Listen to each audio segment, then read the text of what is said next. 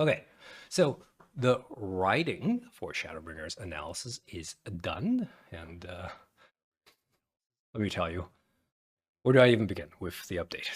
So I want to predominantly give you a play-by-play of what was happening during the rewrite. In other words, every section of the writing I was focusing on, what the mechanical stuff I was doing at that time. This just means going through things like playing FF14's content, recording videos, editing videos, grabbing resources, and what sort of philosophical challenges I was under during that time. As once the video comes out, you will see a variety of influences.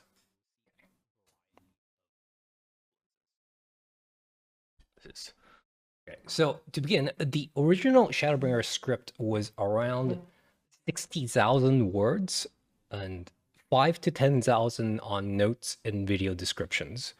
We have around 50,000 words in total.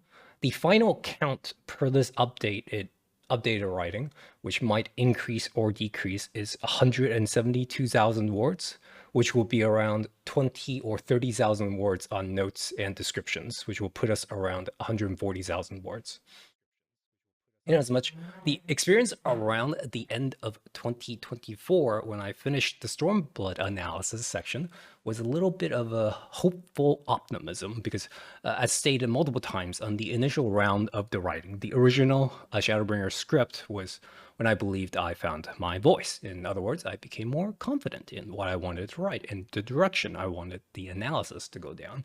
In addition, philosophically, I was going through a form of metamorphosis at that time, where I was getting closer to finishing Satra. Okay, so speaking of Satra, let's rewind the tape here on my philosophical journey. Originally, I was not going to read Being and Nothingness.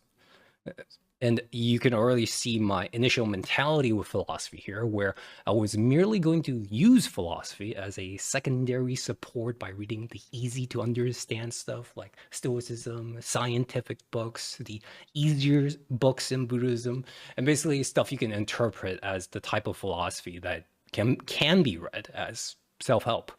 Camus springs to mind here, right? So that's not to say that any of these philosophies are bad or whatever. It's just that compared to what I know now, it's a bit of a great difference, let's just say.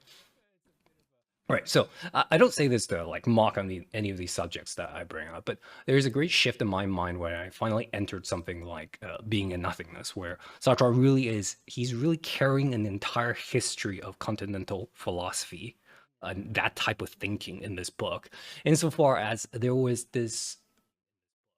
So what was happening during then, after the Stormblood analysis, was that there was this intellectual ego within me that went, it's like, can I really say, we tried our best here if we did not read the core existential text? Can I really admit I gave it my best shot by actively avoiding the hard stuff?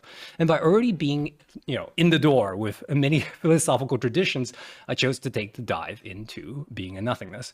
In this case, I was also watching, let me open this up.